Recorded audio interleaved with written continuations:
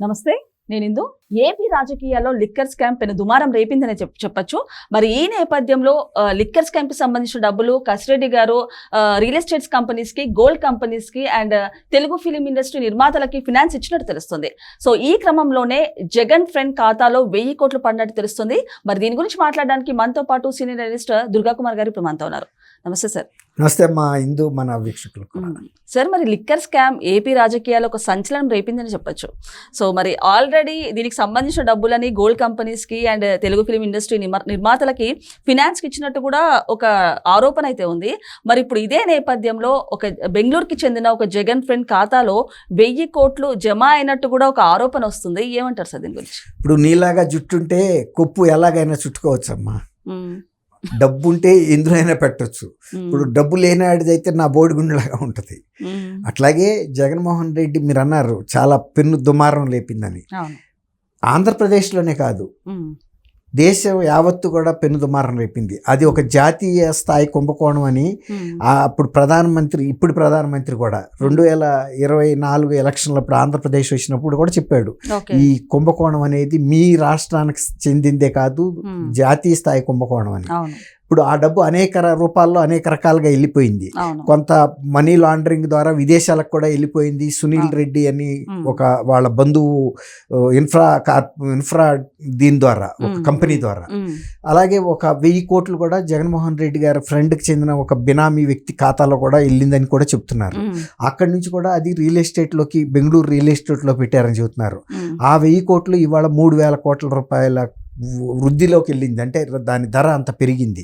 ఇప్పుడు ఇక్కడ బాలాజీ గోవిందప్ప, జగన్మోహన్ రెడ్డి గారి శ్రీమతి భారతీరెడ్డి గారికి ఒక రకంగా పర్సనల్ ఆడిటర్. ఆయన్ని అరెస్ట్ చేసిన తర్వాత కొన్ని విషయాలు బయటకు వస్తున్నాయి. ఇప్పుడు ఆ 1000 కోట్లు వెళ్ళిన తర్వాత అది ఏ కంపెనీల్లోకి వెళ్ళింది, ఎలా వెళ్ళింది అనేది, అసలు ఎవరెవరు వ్యక్తులు ఉన్నారు, ఇక్కడ ఒక కీలకమైన వ్యక్తి ఉన్నాడని చెప్తున్నారు ఈ మొత్తం డీల్లో. రెండోది ఏంటంటే, ఈ 1000 కోట్లని ఆ బినామీ ఖాతాల్లో పంపటానికి కూడా ఒక ప్రత్యేకమైన సమావేశం ఏర్పాటు చేసుకుని దాన్ని ఎలా రూటింగ్ చేయాలి. ఇప్పుడు డబ్బులు సంపాదించడం తేలికే, వాటిని పోలీసులకి దొరకకుండా దొంగల తీసుకెళ్ళటం కష్టం. ఒక దొంగతనం చేస్తారు, దొంగతనం చేయటం ఈజీ. ఒక బ్యాంకు స్ట్రాంగ్ రూమ్లోకి వెళ్ళిపోతారు, అక్కడికి వెళ్ళిపోయి కరెన్సీ చెస్ట్ని పగలగొట్టేస్తారు. భారీ కుంభకం అంటే కట్టల కరెన్సీ, తర్వాత కేజీల కొద్దీ బంగారం తీసుకుంటారు. కానీ ఆ దొంగ అక్కడి నుంచి సేఫ్గా వెళ్ళగలగాలి ఆ డెస్టినేషన్కి. అక్కడికి వెళ్ళే లోపల అనేక మంది పోలీసు చెక్ పోస్టులు, పోలీసులు కళ్ళపడే అవకాశం ఉంది. దొంగతనం చేయటం ఎంత కష్టమో దాన్ని పోలీసులు కంటపడకుండా గమ్యానికి చేర్చుకోవటం, సురక్షితంగా చేర్చుకోవటం అనేది కూడా చాలా ముఖ్యం. అందులో జగన్మోహన్ రెడ్డి గారు వాళ్ళ తండ్రి 2004లో చీఫ్ మినిస్టర్ అయినప్పుడు సంపాదించిన క్విడ్ ప్రోకో ద్వారా కొన్ని వేల కోట్ల రూపాయలని ఫస్ట్ టైం వాళ్ళు ఒక ఛానలైజ్ చేయడానికి చేసిన ప్రయత్నంలో కొన్ని తప్పులు జరిగినాయి. జరగబట్టే ఇవాళ కొన్ని లక్షల పేజీల investigation, CBI reports CBI Hyderabad కోర్టులో మూలుగుతున్నాయి. 12 ఏళ్ల నుంచి ఆ పెండింగ్లో ఉంది. ఇప్పుడు అలాంటి తప్పులు జరగకుండా ఇంకా స్మార్ట్గా చేయొచ్చు అంటే టెక్నాలజీ పెరిగింది. ఏ విధమైన కమ్యూనికేషన్ వ్యవస్థను ఉపయోగించాలి అంటే ఎండ్ టు ఎండ్ ఎన్క్రిప్టెడ్గా ఉండాలి, ఎక్కడా కూడా బయటపడటానికి లేదు. మనం చూసాము ఢిల్లీ 100 కోట్ల కుంభకోణంలోనే వాళ్ళు ప్రతి వారం రోజులకి ఒకసారి హై అండ్ ఫోన్స్ మార్చేశారు. ఎందుకంటే ఈ ఇన్వెస్టిగేటివ్ ఏజెన్సీస్ మన ఫాలో అప్ చేస్తున్నాయి, అందువల్ల ఈ మార్చాలి అనే టెక్నాలజీని, అంతకన్నా మించిన టెక్నాలజీ వాడారు. అసలు వీళ్ళు ల్యాండ్ ఫోన్స్ దగ్గర జోలికి వెళ్ళాల, అంతా కూడా హై అండ్ కమ్యూనికేషన్ అంటే సెటిలైట్ ఫోన్స్ టైప్ లో కూడా వాడారు. సార్, మీరు అన్నట్టు ఇప్పుడు 1000 కోట్లు బెంగళూరు వరకు అంటే ఏ విధంగా వాళ్ళు తరలించారంటారు? అంటే అది చేయాలంటే కొంచెం ప్రొఫెషనల్ గా ఉండాలి. మామూలుగా ఒక 1,00,000, 2 లక్షలు, 10 లక్షలు తీసుకెళ్లాలంటే కూడా ఇక్కడ నుంచి ఎక్కడ వేరే ప్లేస్ కి చాలా కష్టం. మీరు అన్నట్టు చెకింగ్స్ ఉంటాయి, లేకపోతే పోలీస్ ఎంక్వైరీస్ ఉంటాయి. అలాంటిది 1000 కోట్లు ఏ విధంగా వాళ్ళు తరలించారంటారు? మంచి క్వశ్చన్ అడిగామమ్మా. ఇప్పుడు సపోజ్ మీరు 1,00,000, 2 లక్షలు కూడా ఫ్లైట్ లో వెళ్తూ తీసుకెళ్తే కూడా స్కానర్ లో పెట్టగానే వాళ్ళు వెంటనే అక్కడ పట్టేస్తారు. ఒకటి, ఈవెన్ వాళ్ళ రైల్వే స్టేషన్ లో కూడా మీరు బ్యాగ్ ని స్కాన్ చేస్తారు. సపోజ్ ఒక 5 లక్షలు 10 లక్షలు కూడా మీ బ్యాగ్ లో ఉంటే కూడా స్కాన్ లో అక్కడ దొరుకుతున్నారు. కాబట్టి ఒక్కోసారి బస్సుల్లో వెళ్ళేటప్పుడు కూడా రిస్క్ ఉంది, చెక్కింగ్లు ఉంటాయి. ఇప్పుడు మీరు అన్నట్టు 1000 crores రూపీస్ని తీసుకెళ్ళగలిగారంటే అంతకుముందు మరి వాళ్ళు సమ్ 45,000 crores వాళ్ళ గవర్నమెంట్ జప్తులో ఉన్నాయి కదా, మరి అంత అనుభవం ఉంది. ఈ 1000 కోట్లు పంపగలగటానికే కదా, సేఫ్గా పంపటానికి అంటే ఫుల్ ప్రూఫ్గా ఎలా పంపాలన్న దానికి వాళ్ళు కూడా రిహార్సల్ చేసుకున్నారు. ఇప్పుడు మీరు అన్నట్టు రెక్కి ఎలా పంపాలి, ఎవరి పేరు మీద పంపాలి, ఏ బ్యాంకుల ద్వారా పంపాలా, ఇంకా లేకపోతే అది అంటారు కదా వీళ్ళు మార్వాడీస్ చేస్తూ ఉంటారు, హవాలా ద్వారా పంపాలా, లేకపోతే ఆ కంపెనీస్కి ఏమైనా డమ్మీ అకౌంట్లు ఉంటే. సార్ ఇప్పుడు 1000 కోట్లు నెట్ క్యాష్ ద్వారానే తరలించారా బెంగళూరు? అదే అంటున్నా, 1000 కోట్లు నెట్ క్యాష్ ద్వారా వెళ్ళలేదు, రకరకాల బినామీ పేర్ల మీద వెళ్ళింది. వెళ్ళిన తర్వాత అక్కడ కూడా కొన్ని బినామీ కంపెనీస్ ద్వారా రియల్ ఎస్టేట్ లో పెట్టారు. వాటిని లిక్విడేట్ చేసి కంపెనీల్లో ఎక్కడైతే అసెట్స్ లో ఇన్వెస్ట్మెంట్ పెట్టాలో పెట్టారు. ఇప్పుడు మొక్క మన చేతితో పట్టుకుని ఉన్నంత వరకు అది పెరగదు, దాన్ని తీసుకెళ్లి ఎక్కడోసారి భూమిలో పాతారు, చెట్టు పెరిగింది. ఇప్పుడు ఈ కేసు ఇన్వెస్టిగేషన్ లో మొన్న బాలాజీ గోవిందప్పని అరెస్ట్ చేసిన తర్వాత కొంత స్పిల్ ఓవర్ అయ్యింది. ఏం జరిగింది చెప్పు అన్నప్పుడు పోలీసులు కూడా వాళ్ళ దారిలో ఎంక్వైరీ చేశారు. చేస్తే ఒక 1000 కోట్ల దాకా బెంగళూరు రియల్ ఎస్టేట్ లో పెట్టారు, పలానా ఎలా రూటింగ్ చేశారు, అందులో రూటింగ్ చేసిన దాంట్లో ఇతను కసిరెడ్డి వీళ్ళు ఉన్నారనేది, అందులో బాగా ఎక్స్పర్ట్ చార్టెడ్ అకౌంటెంట్ గతంలో ఇలాంటి కన్నా కొన్ని దాదాపు 1,00,000 కోట్ల రూపాయలు ఛానలైజ్ చేసిన విజయసాయి రెడ్డి గారి బ్రెయిన్ కూడా అక్కడ ఉంది. వీళ్ళందరూ ఉన్న తర్వాత అందులో జగన్మోహన్ రెడ్డి గారు కూడా స్వయంగా ఇప్పుడు తను కూడా ఆరితేరాడు. ఈ గతంలో వాళ్ళ తండ్రి చీఫ్ మినిస్టర్గా ఉన్నప్పుడే ఆయన వెనక ఉండి సంపాదించిన వ్యక్తి, వాళ్ళ చీఫ్ మినిస్టర్గా ఆయనకి పెద్ద ఇష్యూస్ కాదు.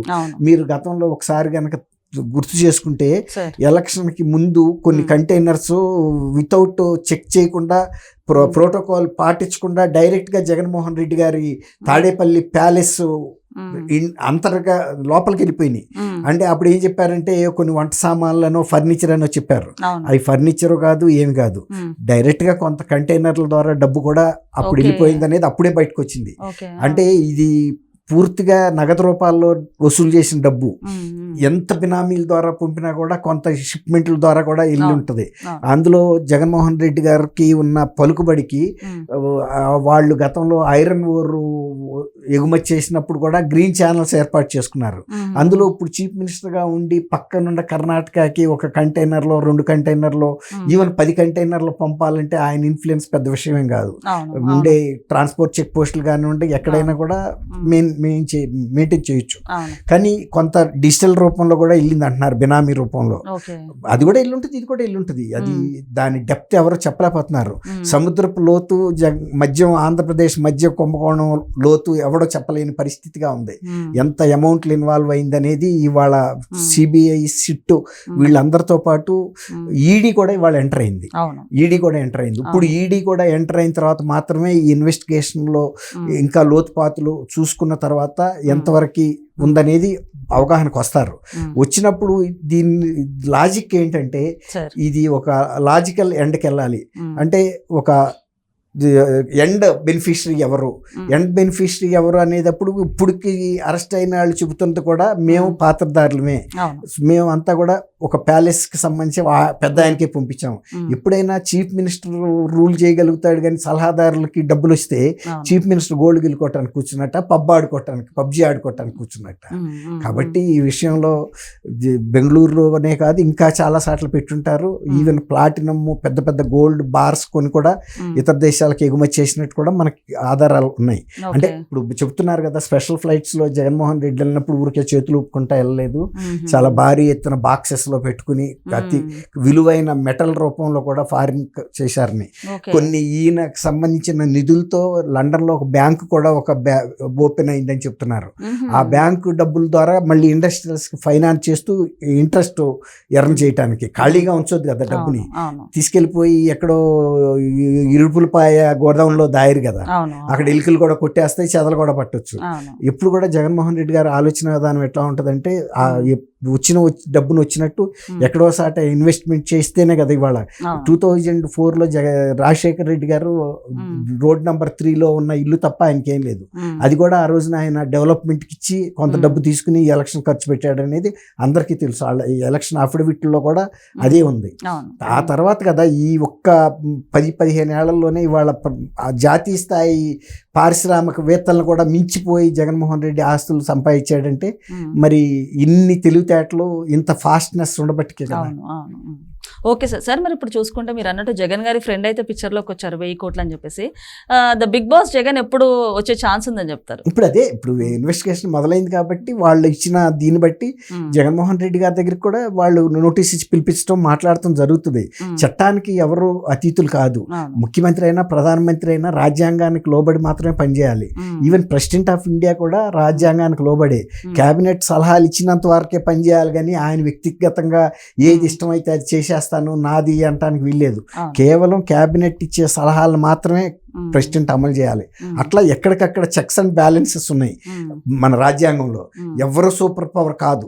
కాబట్టి ఒక చీఫ్ మినిస్టర్ కూడా రాజ్యాంగానికి లోబడి రావాల్సిందే, ఐపీసీకి లోబడి ఉండాల్సిందే. అంతేగాని డీజీపీని అరెస్ట్ చేస్తారా అన్నట్టు ఉంది ఒక పెద్ద మనిషి మొన్న ఈ మధ్య. డీజీపీ ఏంటి? డీజీపీ రాజ్యాంగంలో ఒక చాలా అణువు. ఓకే సార్, నమస్తే. థ్యాంక్ యూ అమ్మా ఇందు, మన వీక్షకులు కూడా.